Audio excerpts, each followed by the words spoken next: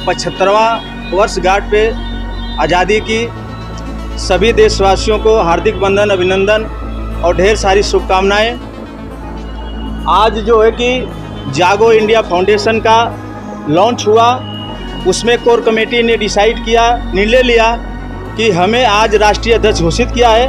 मैं जागो India foundation के कोर कमेटी को मैं तहे दिल से धन्यवाद और आशा नहीं पूरा विश्वास दिलाता हूं कि भारत के एक ऐसे गांव-गांव में, हर एक कोने-कोने गांव-गांव में जाकर के जागो इंडिया फाउंडेशन का जो सिद्धांत है, जो विचारधारा है शिक्षा, स्वास्थ्य और रोजगार के लिए, मैं बताने का कार्य करूंगा और उस पर खरा उतरने का कार्य करूंगा। नेता तो बहुत बनते हैं, लेकिन नेता लोग क्या करते हैं, वोट लेते हैं, लेकिन शिक्षा स्वास्थ्य की बात नहीं करते।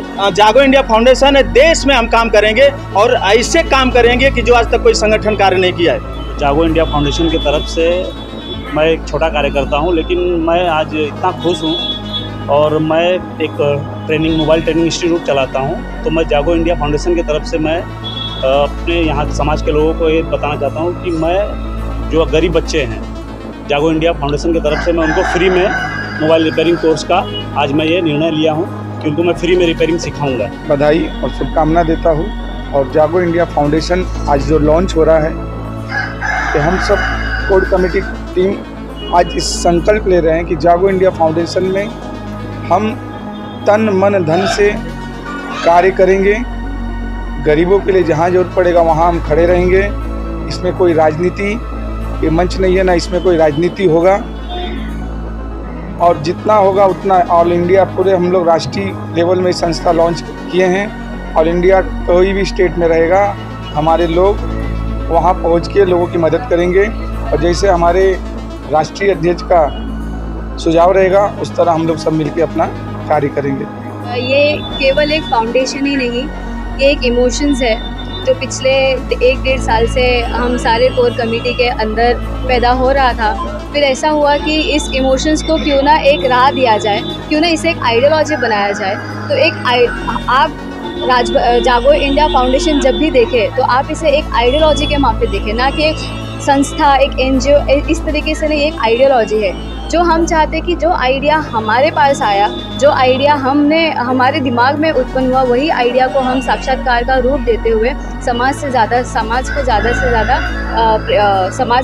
से ज़्यादा हम सर्व करने की कोशिश कर रहे हैं इस फाउंडेशन की तरफ से। और ये फाउंडेशन बनाने का मेन मकसद ये था कि हम सभी आज दिनचर्या के अंदर कहीं ना कहीं हम ऐसे लोगों को देखते हैं, हम ऐसे ज़रूरतमंद लोगों को देखते हैं और हमारे अंदर उनको एक हेल्प करने की इच्छा जाग उठती है, लेकिन अकेले होने के नाते या फिर किसी अभाव के कारण हम उनको वो मदद नहीं पहुंचा पाते जो हम एक्चुअली उनको करना चाहते हैं। तो जागो इंडिया फाउंडेशन ये एक प्लेटफॉर्म है जहाँ पे हम ऐसे लोगों को, सोसाइटी के ऐसे वर्ण को हम अपना सर्विस सर्व कर पाएंगे। और हम ये कोशिश करेंगे कि जो सपना हमने देखा है उस सपने को हम साक्षात्कार का रूप दें और ज़्यादा से ज़्यादा लोगों तक हम अपने हाथों को बढ़ा पाए।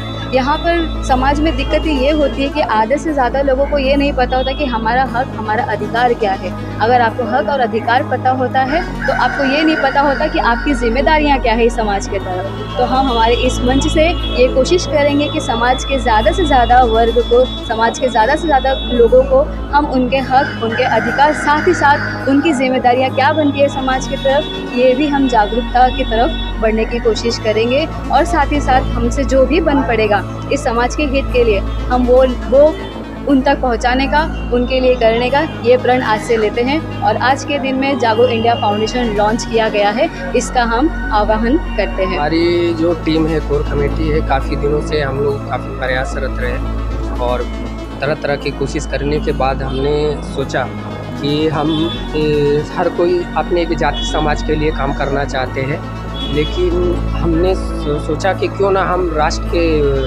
योगदान के लिए अपना योगदान दें, क्योंकि हम एक भारतवासी हैं और भेदभाव से ऊपर उठकर, जाति मजहब से ऊपर उठकर देश के लिए, राष्ट्रहित के लिए कार्य करें। तो हमने सर्वे किया, पाया कि हमारे देश में अभी भी शिक्षा का बहुत अभाव है और आप देखेंगे सरकारी हॉस्पिटलों में कैसी उनकी व्यवस्था है, उसके प्रति कोई जागरूक नहीं है।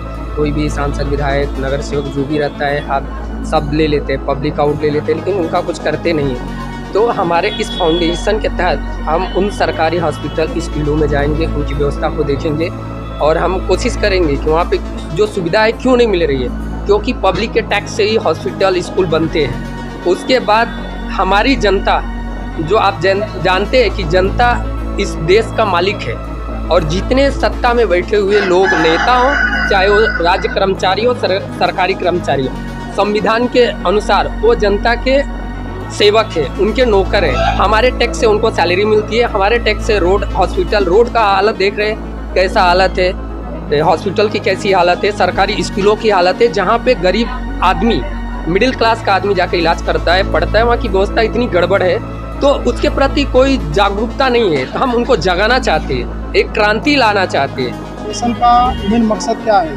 कहावत है कि जब जागो तभी सवेरा, जब आप जागेंगे तभी सवेरा होगा।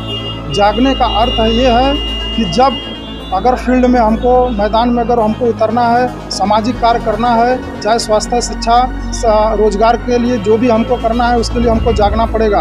और जो राष्ट्रीय अध्यक्ष जी ने जो निर्णय लिया है, मैं इनके निर्णय को सराहनीय इनको बहुत बहुत बधाई देता हूं कि जिस मिशन को लेकर चल रहे हैं, हमारी पूरी कोर कमेटी इनके साथ कदम से कदम मिला करके चलने के लिए तत्पर है। इसी के साथ जय हिंद, जय महाराष्ट्र।